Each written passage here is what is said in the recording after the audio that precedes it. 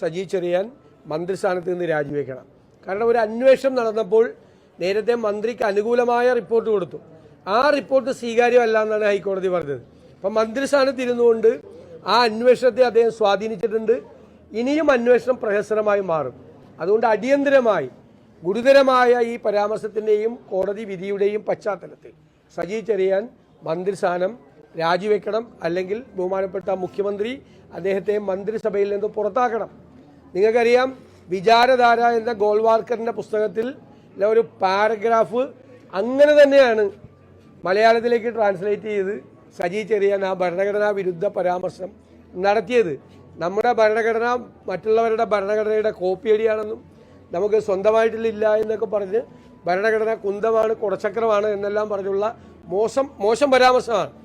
ഇതിപ്പോൾ രാജ്യത്ത് സംഘപരിവാർ ഭരണഘടനാ വിരുദ്ധമായ പ്രവർത്തനങ്ങൾ നടത്തുമ്പോൾ ആ ഭരണഘടനയെ തള്ളിപ്പറഞ്ഞുകൊണ്ടാണ് യഥാർത്ഥത്തിൽ സജി ചെറിയാൻ ആ പ്രസ്താവന നടത്തിയത്. ഒരു കാരണവശാലും അദ്ദേഹത്തെ മന്ത്രിസഭയിൽ തിരിച്ചെടുക്കാൻ പാടില്ല.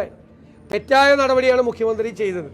അത് തെറ്റാണ് എന്ന് ഹൈക്കോടതി വിധിയിലൂടെ ആ മന്ത്രിസഭാ പുനഃപ്രവേശം തെറ്റായിരുന്നു എന്ന് ഹൈക്കോടതി വിധിയിലൂടെ അടിവരയിട്ടുകൊണ്ട് ഒന്നുകൂടി പറഞ്ഞിരിക്കുന്നു. അപ്പോൾ പ്രതിപക്ഷവും അന്നെടുത്ത നിലപാട് അദ്ദേഹത്തെ വീണ്ടും മന്ത്രിയാക്കിയപ്പോൾ അത് ശരിയല്ല എന്നുള്ള നിലപാടാണ് ഞങ്ങളെടുത്തത്.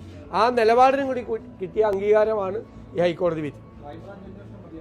അല്ല, ഇപ്പോൾ കോടതി പറഞ്ഞിരിക്കുന്ന അതാണ്, അത് അന്വേഷിച്ചാൽ മതി. സത്യസന്ധരായ ഒരു പോലീസ് ഉദ്യോഗസ്ഥനെ കൊണ്ട് നിഷ്പക്ഷമായ അന്വേഷണം നടത്തണം എന്ന് കോടതി പറഞ്ഞിരിക്കുകയാണ്. കോടതിയുടെ കൂടി നിരീക്ഷണം ഉണ്ടല്ലോ ആ അന്വേഷണത്തിന്റെ മീതെ. പക്ഷെ മന്ത്രിയായിരുന്നുകൊണ്ട് എങ്ങനെയാ സത്യസന്ധവും നിഷ്പക്ഷവുമായ അന്വേഷണം നടക്കുന്നത്?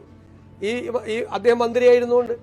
അപ്പം അതുകൊണ്ട് അന്ന് അദ്ദേഹം രാജിവെച്ചതിനേക്കാൾ ഗുരുതരമായ സാഹചര്യമാണ് ഇപ്പോൾ ഉള്ളത്.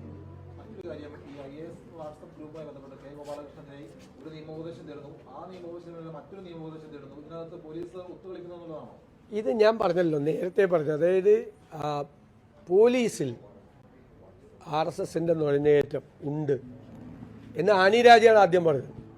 ഇപ്പം സിവിൽ സർവീസിലുണ്ട് നുഴഞ്ഞേറ്റം. ഇവരെല്ലാവരും ചേർന്ന് പ്ലാൻ ചെയ്തിട്ടാണ് ഈ വാട്സപ്പ് ഗ്രൂപ്പ് ഉണ്ടാക്കിയിരിക്കുന്നത്. അപ്പോൾ സിവിൽ സർവീസിലും ഇത്തരം ആളുകൾ നുഴഞ്ഞു കയറും. ഇത് വ്യക്തമായിട്ടും ഒരു നടപടിയെടുക്കാൻ സർക്കാർ തയ്യാറാവുന്നില്ല, കേസെടുക്കാൻ തയ്യാറാവുന്നില്ല, അന്വേഷണം കൃത്യമായ നിലയ്ക്ക് പോകുന്നില്ല. അപ്പോൾ ഇവർ കൊടപിടിച്ചു കൊടുക്കുകയാണ്.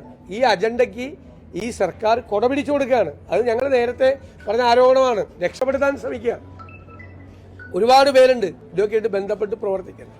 ഇത് അപകടകരമായ നിലയിലേക്ക് കേരളത്തിലെ സിവിൽ സർവീസിനെ കൊണ്ടുപോകും എന്ന കാര്യത്തിൽ സംശയമുണ്ട്. അതേ ആളിനെ പരിഹസിക്കുകയല്ലേ. എന്ത് നിയമോപദേശം തേടാതെ സ്വന്തമായിട്ട് സിവിൽ സർവീസിൽ ഇരുന്നുകൊണ്ട് IAS ഇരുന്നുകൊണ്ട് സ്വന്തമായിട്ടൊരു വാട്സപ്പ് ഗ്രൂപ്പ് ഉണ്ടാക്കി അത് മുഴുവൻ വിവാദമായപ്പോൾ ഡിലീറ്റ് ചെയ്ത് കളഞ്ഞ് 4 ദിവസം കഴിഞ്ഞ് കഴിഞ്ഞപ്പോൾ ഇതൊക്കെ എല്ലാവർക്കും വ്യക്തമായ കാര്യങ്ങളല്ലേ. എന്താണ് ഇതിൻ്റെ അകത്ത്, എന്ത് നിയമോപദേശമാണ് ഇതിൻ്റെ അകത്ത് തേടേണ്ടത്? അങ്ങനെ ഉണ്ടാക്കാമോ? എന്തിനാണ് നിയമോപദേശം തേടുന്നത്? പ്രഥമ ദൃഷ്ട്യാ തന്നെ സർവീസ് ചട്ടങ്ങളുടെ ലംഘനമല്ലേ. അങ്ങനെ ചെയ്യാമോ? ഏതെങ്കിലും ഉദ്യോഗസ്ഥൻ ചെയ്യാമോ?